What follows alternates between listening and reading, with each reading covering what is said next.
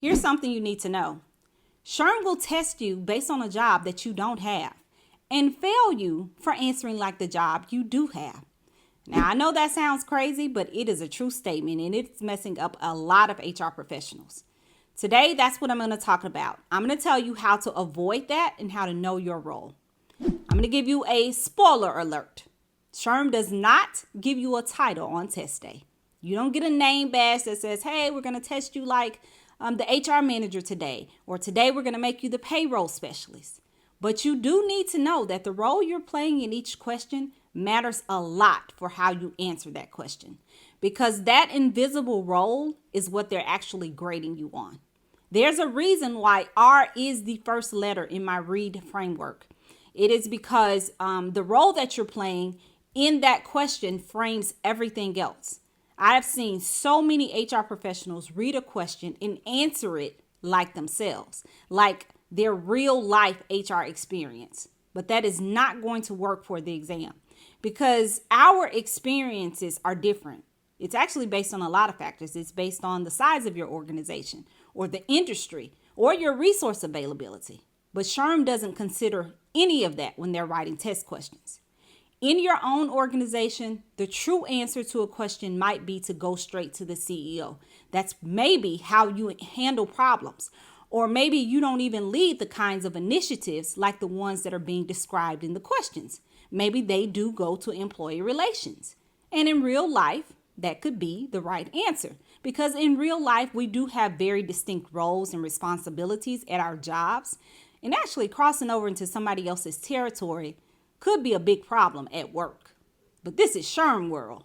And in SHRM world, you need to put that on the back burner so it doesn't cost you the exam. So let's say you're an HR generalist in real life, and the question talks about building a training program. So you might be thinking when you read that question, well, that's way above my pay grade. I don't do that. So maybe you choose an answer that says, refer that issue to learning and development. But SHRM is actually testing you as the HR manager. You are the one who is supposed to build that program. And if you just pass something off that was yours to deal with, you got that answer wrong because that's not strategy. And also, actually, here is probably the most important reason that you need to remove your real life. Because if you're an HRBP in real life, you might be answering like a strategist because that's what you do every day. But SHRM may be testing you as a technical expert. And that misalignment will cause you to be misguided. And if you're a functional specialist in your real life and you're used to acting as a technical expert, your responses might under-respond when you should be acting like a strategist. So you have to remove your experience and put yourself into the role that SHRM is indicating in that question. If you've been in HR for 10 or 15 years like I have, then you've seen it all. You've been in the room for terminations and mergers and hostile conversations. So it's probably natural for you to think big. You might pick answers about rewriting policy or speaking with the CEO or even shutting down a whole program because at work you have that authority. But if SHRM placed you in a specialist or a coordinator role, then you've overstepped your authority. This is not work. So I want to show you what that looks like in a question. An HR professional at a mid-sized company has received several complaints from employees about the company's quarterly bonus structure. They say it's confusing, feels inconsistent, and no one really understands how the payouts are calculated. As a result, many team members are missing bonus targets. What is the best next step?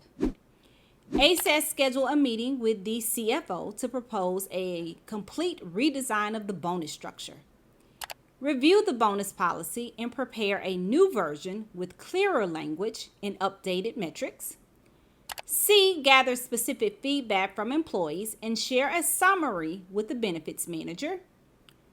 Send out an all-staff email clarifying how bonuses are calculated and who qualifies.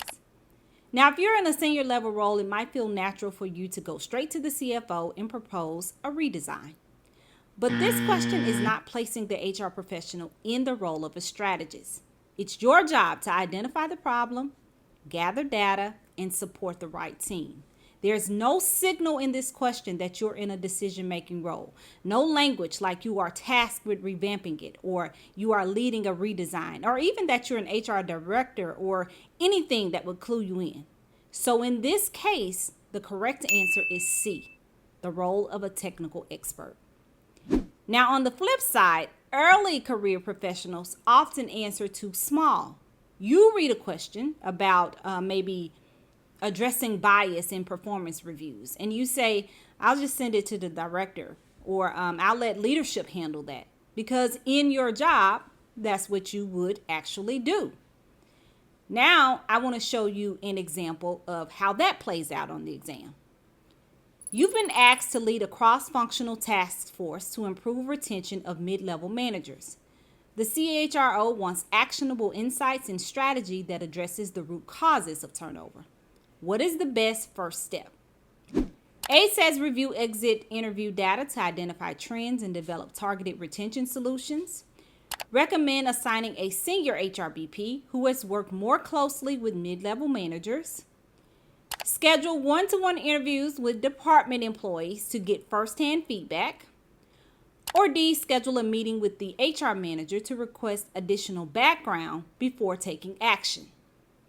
If you're in an entry-level role, you might convince yourself that B is a plausible answer because that is what you would do in your real role, or even D. But SHRM gave you more power than that in this scenario, and you have to act with the power that you have been given in the question.